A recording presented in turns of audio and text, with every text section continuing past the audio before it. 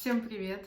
Сегодня я хочу вам рассказать, как можно понять, сколько шнура тебе отрезать. Но сразу хочу предупредить, я не пользуюсь никакими формулами, никакими особо расчетами. Мне это все пришло уже опытным путем, и если я не знаю, сколько мне отрезать, я всегда отрежу на метр даже больше, чем я предполагаю у себя в голове. Если вы новичок, то я рекомендую вам сначала смотреть мастер-классы и отрезать столько, сколько говорит мастер, либо прибавлять еще по 50 сантиметров для своего успокоения, и вдруг вы захотите сплести что-то другое, не так, как в этом изделии, которое вам предлагают. Для тех, кто знаком с вязанием и рассчитывал, сколько петель ему понадобится на свое изделие, исходя из различных пряж, вязали образец, то вот этот способ, который я сегодня хочу вам показать, он очень схож с тем, когда мы вяжем образец для вязания. Проделав данные вычисления один раз, который я вам сегодня предложу, вам не придется их проделывать еще раз, потому что вы будете все знать. Так что если вы очень любите точность, то проделайте один раз, и потом вы уже будете все понимать, у вас все будет ровно ложиться, и знаете будете, сколько, куда отрезать шнур. Мне хочется вкратце объяснить, что это за способ. Вот смотрите, мы с вами купили шнур 3 миллиметра и не знаем, сколько его отрезать, но мы знаем, какое полотно мы хотим или изделие. Мы знаем, возможно, размеры, потому что оно должно вписываться, да, в какой-то наш интерьер.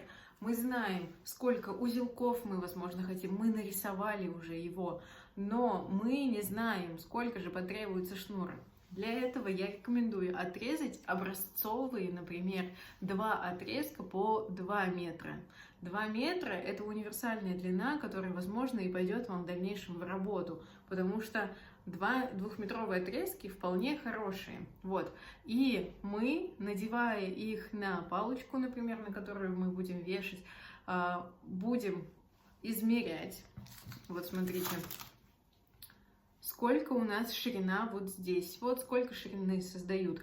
Также мы можем понять, что если у нас отрезок 3 миллиметра, это его ширина, то 3, 3, 3, 3. Соответственно, здесь получается 1 и 2 сантиметра у нас должно быть. Но это не точные величины, потому что мы можем их немножко вот так вот раздвинуть, да, то есть они у нас могут быть, лежать и как бы шире, либо уже. Точно так же и с плетением. Мы начнем плести квадратный узел, и зная, что у нас квадратный узел плетется из боковых нитей, боковые нити будут уменьшаться. Соответственно, потом мы измеряем, сколько разница между боковыми и центральными узлами. И это и будет, сколько нам потребуется на плетение одного квадратного узла. И точно так же ваше плетение, оно же не всегда будет одинаково. Просто вы берете это как такую вот небольшую норму, как бы вот столько-то уходит, например, там 3 сантиметра уходит на квадратный узел. Но берем еще окрестности 3 сантиметров. Может, вы где-то плотнее сплетете, где-то вы уже сплетете. Самое главное, я сейчас говорила про квадратный узел. Если вы не умеете плести базовые узлы, то вам необходимо, наверное, ознакомиться изначально с ними. Если хотите это сделать со мной, то переходите на онлайн-курс, 2-е занятие по узлам. И если вы начнете проделывать это занятие, то я думаю, что вот как раз-таки в нем можно и понять, сколько уходит нити на какой узел. Вот.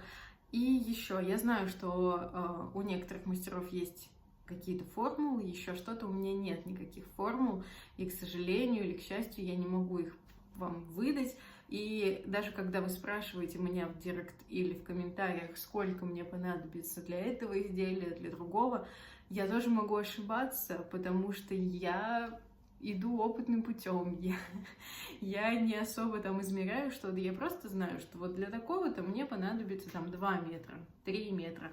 Я не плела еще супер чего-то большого и не берусь, потому что понимаю, что для этого мне сначала потребуется все измерить, понять, из чего я хочу это делать. Вот. Поэтому, если вы начинаете плести, вы хотите сделать что-то большое, либо что-то, что вы увидели, запаситесь терпением. проделайте несколько шагов, проплетите узлы, просто посмотрите на них, посмотрите, как они выглядят, как нити себя ведут, сколько нитей у вас как бы исчезает, съедается.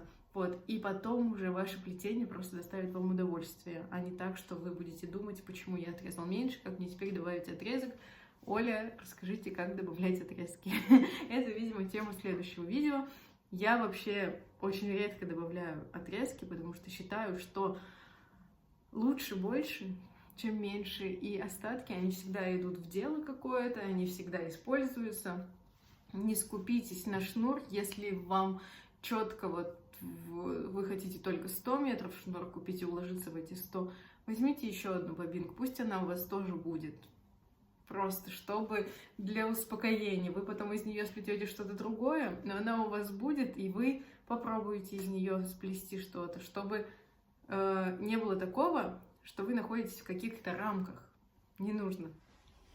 Вот у нас с вами два отрезка по 3 миллиметра, 200 сантиметров длиной. Смотрите, что я могу сначала замерить. Я могу замерить то, что они у меня в ширину дают 1,5 сантиметра. Если вы плетете сумку, то вот так вот вы можете высчитать, сколько отрезков вам потребуется шнура 3 миллиметра.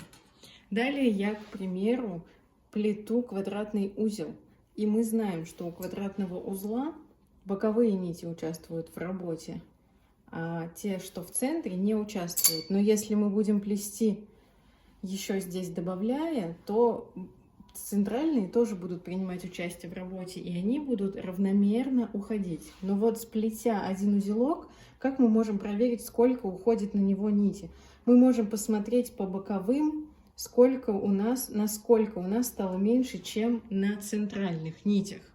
И таким образом мы можем высчитать, если знаем, сколько мы будем с вами делать квадратных узелков, это если будет полотно, здесь еще узлы, мы просто, сделав один узелок, высчитываем потом, сколько будет таких и сколько нити уйдет, добавляя еще на бахрому, если она должна быть. Вот. А так, если здесь будет добавляться, то равномерная нить будет уходить. Вот. Не нужно обязательно отрезать там одну боковую длиннее, другую короче. Это не обязательно. Самый главный вопрос — это сколько уходит нити на спираль. Я тоже рекомендую. Вот мы проделали и будем делать в одну сторону всегда, да? Проделываем. Я сейчас доделаю эту спираль. Сейчас посмотрим, на сколько сантиметров она вниз уйдет. И также посмотрю по тому, насколько боковые нити будут отличаться от центральных. И тут сразу понятно, сколько она забирает. Ну, то есть, какую длину вы хотите спираль. Будет ясно, сколько вам нужно будет отрезать. И в данном случае в спирали, она обычно как окантовочная такая, в макраме панно, например, используется. Либо мы что-то оплетаем, возможно, это ручка, то нити, которые у нас по центру, их можно отрезать короче. Собственно, соединение вот здесь вот делать в одну сторону, уводя нить длиннее, а в другую сторону оставляя только столько, сколько вам нужно. Ну и понимаем, что у нас как бы спираль забирает очень много нитей. В 3,5, а то и 4 раза больше. Вот посмотрите, я сплела, сейчас вам скажу, 8 сантиметров спирали, но боковые нити у меня уже на 25 сантиметров короче, нежели чем эти. То есть 8 сантиметров спирали — это 25 сантиметров шнура. Понимаем? Я надеюсь, что это все вам понятно и доступно. Сейчас смотрите, если мы с вами берем шнур 4 миллиметра, он уже отличается точно так же по ширине. Собственно, мы кладем и видим, что он у нас уже создает 2 сантиметра. Если мы сделаем с вами квадратный узел, мы можем замерить и его, если вы вдруг точно знаете, сколько вы будете проплетать квадратных вниз. То есть квадратный узел 1 сантиметр тут занимает.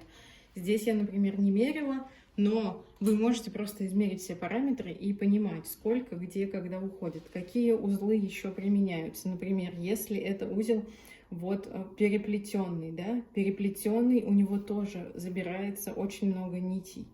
Если вы, например, отступ делаете, вы просто проделываете вот такие дорожки и смотрите на боковые нити, на то, сколько сантиметров этот вот узелок.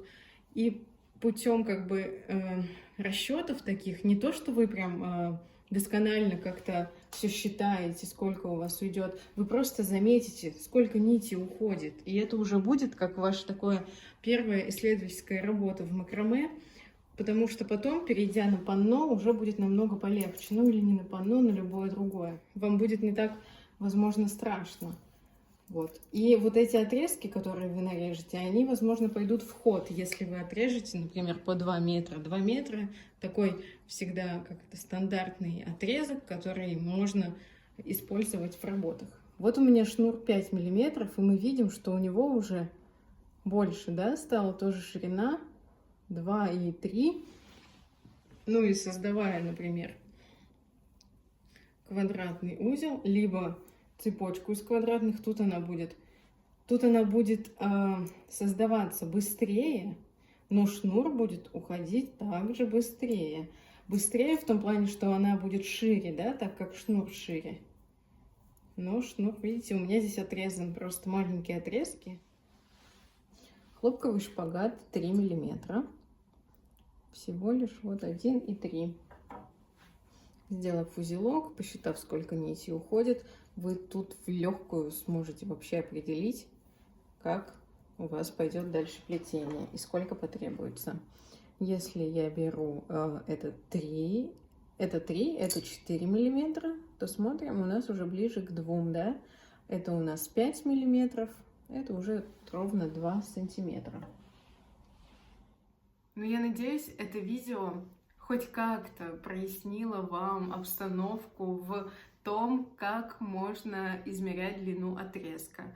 Если же нет, то прошу прощения, набирайтесь еще опыта и покажите, может быть, мне, как вы будете отрезать отрезки, потому что мне тоже будет интересно. И до новых встреч. Пока-пока.